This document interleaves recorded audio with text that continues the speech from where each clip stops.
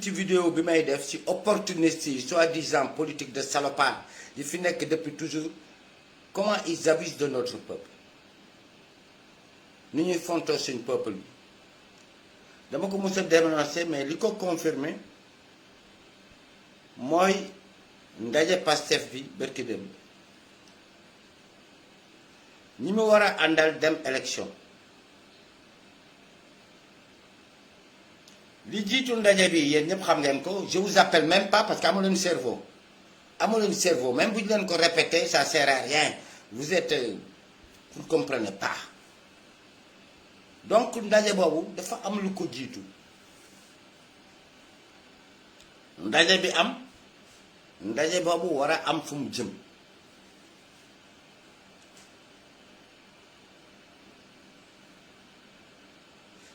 bi ma gisee ndaje boobu dama génn wax ci balaa may continuer ma rendre hommage benn patriote un camarade Matar Niang bu bokkoon PS courant Khalifa Sall publié une démission kooku c'est un grand homme c'est un Sénégalais et un Sénégalais qui se respecte parce que dafa tombé si ma nekkoon si ligne boobu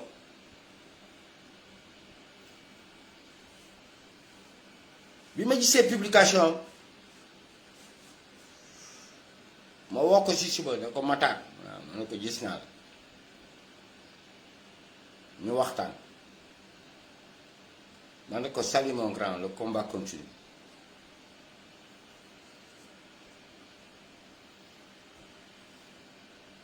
les trois quarts des Sénégalais vous êtes des connards c'est malheureux à dire. Mais attention, j'utilise pas par exemple des vocabulaires comme ça gratuitement. Au sens propre et figuré du terme, vous êtes des connards. Vous êtes là comme un tas d'assistés. Peut-être am na ñoo xam ne parce que am na sama benn doom ce militantisme la nekkee suma doom ñoo gànd suma soppe la dama koy protéger. Je me suis rendu compte que cancre la. dafa ma répété loo xam ne lii moom la 80% sénégalais yëpp gëm moom lañ leen répété loo moom lañ leen gëmloo donc xaw ma lu tax ngeen di ut ku ngeen àndal mooy lan mënuñu gagné élection te defuñu coalition yéenay con yéen a dëng da ngeen dëng comme ñu leen diriger ni mu dëngee c'est pas vrai. et ban coalition suppa boo kànja boo xam ne ay yeelu mbaam yeelu fas baqatati golo lépp a ngi si biir boobu suppa kànja ngeen dugg man dama koy argumenter ak histoire et des faits yoo xam ne waxuma la tangu Lat Joor ay Soumanguru Kanté mutul un mois xanaa kooku dina seen mémoire fàttewu ko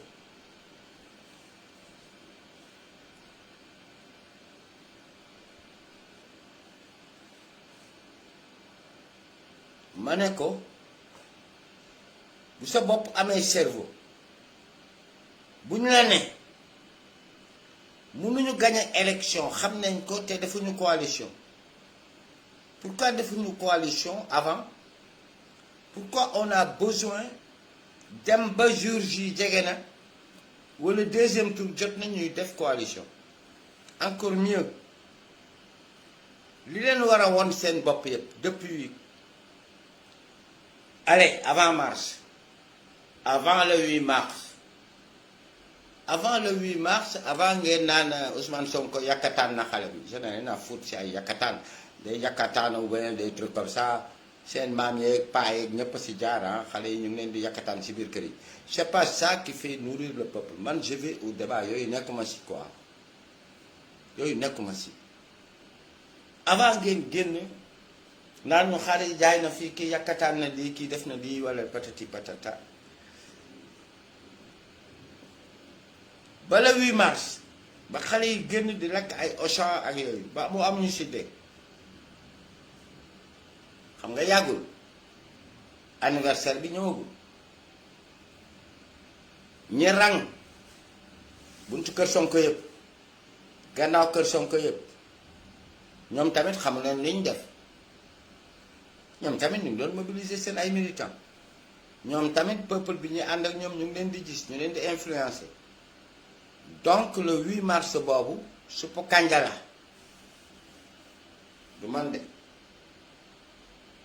suppu kànja la pour quelle fin? Heureusement que ça a échoué. Heureusement que ça a échoué. On est en train de nous refaire la même chose que nous devons dans le cadre des assises nationales, mais encore plus bête. Parce que les assises nationales avec Benno Siggil Sénégal, c'était même plus fin, plus intelligent. C'est moi qui ai Madiaye Mbodj, wala Diallo Diop Blondin et compagnie. Quand ils se sont rendus compte de créer Benno Alternative 2012, c'était trop tard. Mais bi ñu nekk tey moo gën a dof encore bii lañ gën a yabee le peuple sénégalais bii làmb dof la maa ngi gis ay groupe activiste suba du ngeen activiste gaa yaa ngi réunir di def ay kii di xëccoo micro di wax xamuleen dara li ngeen war a teg di wax mooy le système mais bàyyi leen di ma wax Thierno Alassane Sall Idrissa Seck Ousmane Sonko wala des trucs comme ça. C'est le cadet de nos soucis, ces personnes. C'est le système qui nous intéresse. C'est les programmes qui nous intéressent. Bàyyi leen nekk ay jaam ay dunguru ay connards des imbéciles de merde. Parce que c'est ce que vous êtes. Rien d'autre. Am na si ñoo xam ne démb libéral ngeen noonu ah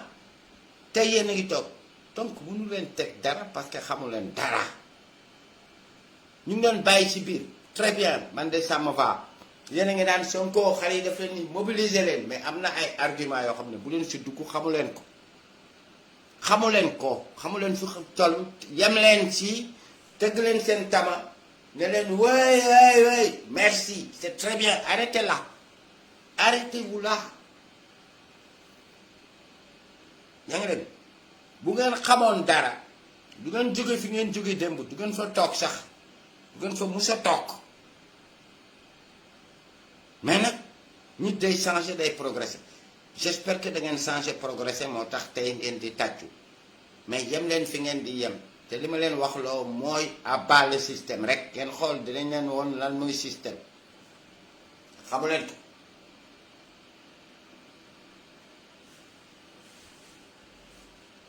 li fi am dafa leer les partis réactionnaires là libéral soi-disant d'opposition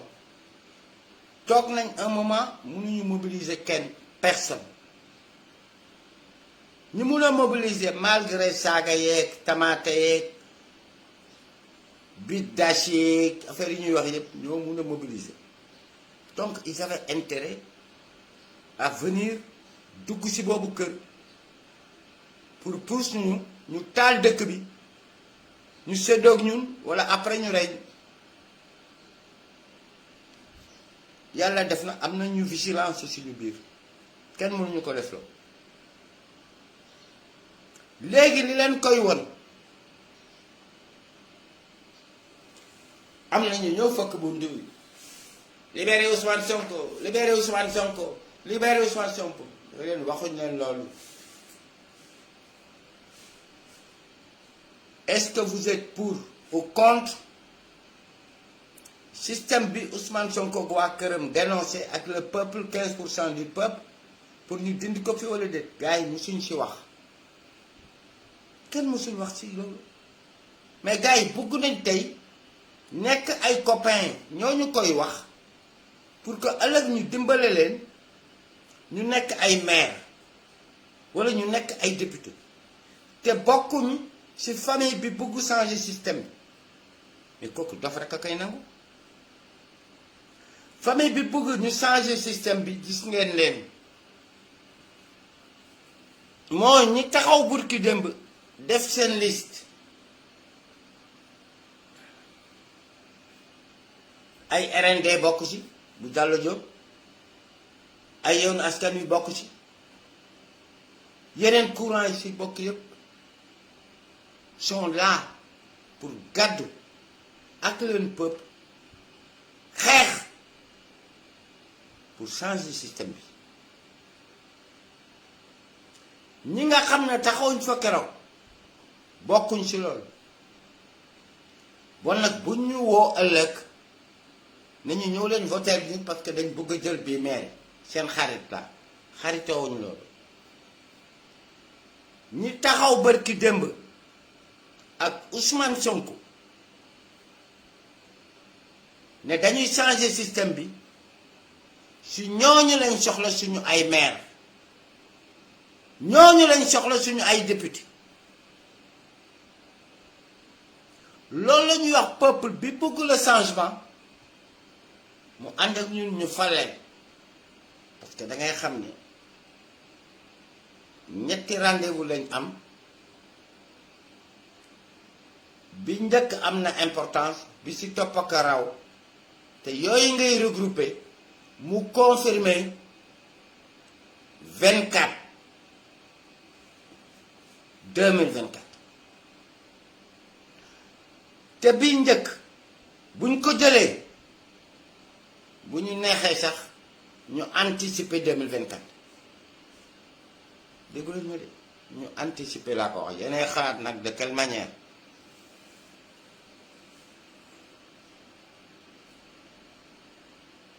wala da ngeen di bind ne ma père loo bëgg a wax noonu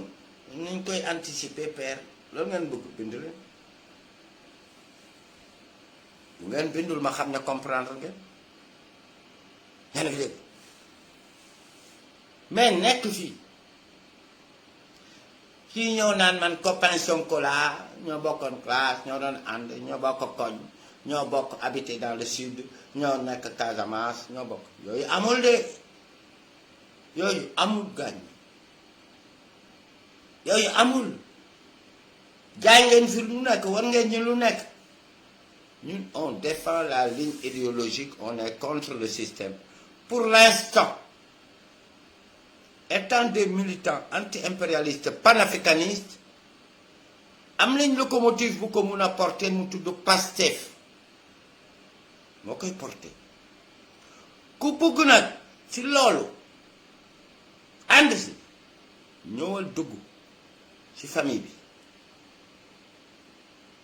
waxuñu la nga ñëw ne man damay jël carte Pastef am na ñu bari ñu ci dugg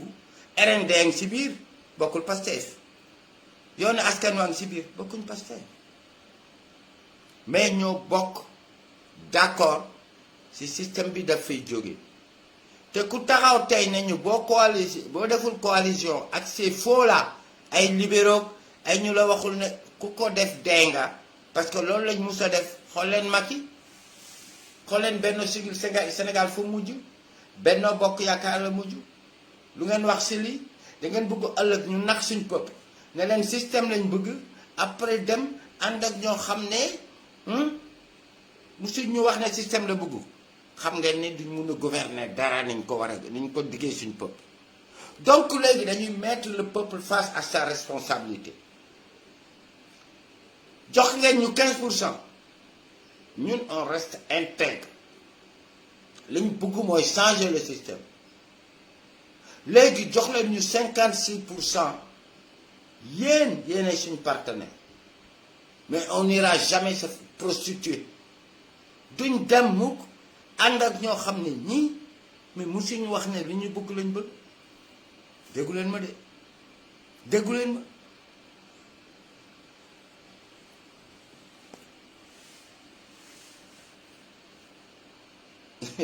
non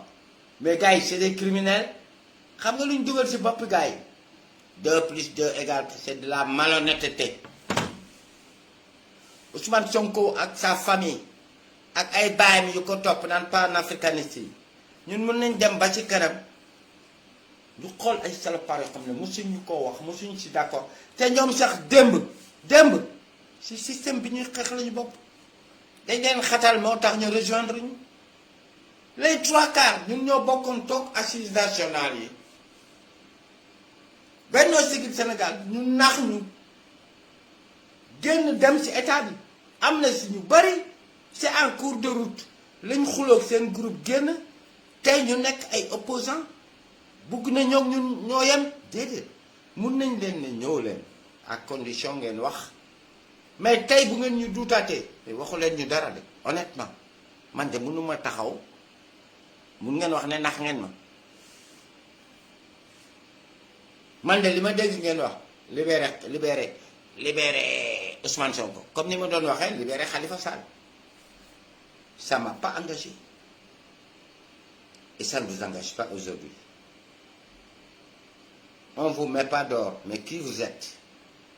Qu'est-ce que vous voulez? On vous donne la parole. Lan mooy cette différence ak ligne bi ñu topp contre le système boo ko waxee mu leer boo ne amul différence ñëwal à partir de ce moment mun nga bokk ci liste bi ñuy teg pour gagner maire Kaolack pour gagner maire Saint-Louis pour gagner maire Dakar pour gagner maire Thiès lu tax ñun ñuy composer benn famille boo xam ne bii c'est contre le système dem jëli ay yeneen nit ñoo xam ne bokkuñu ak ñun vision ni trajet di leen tabb ay maire xanaa ñun ay naafeq la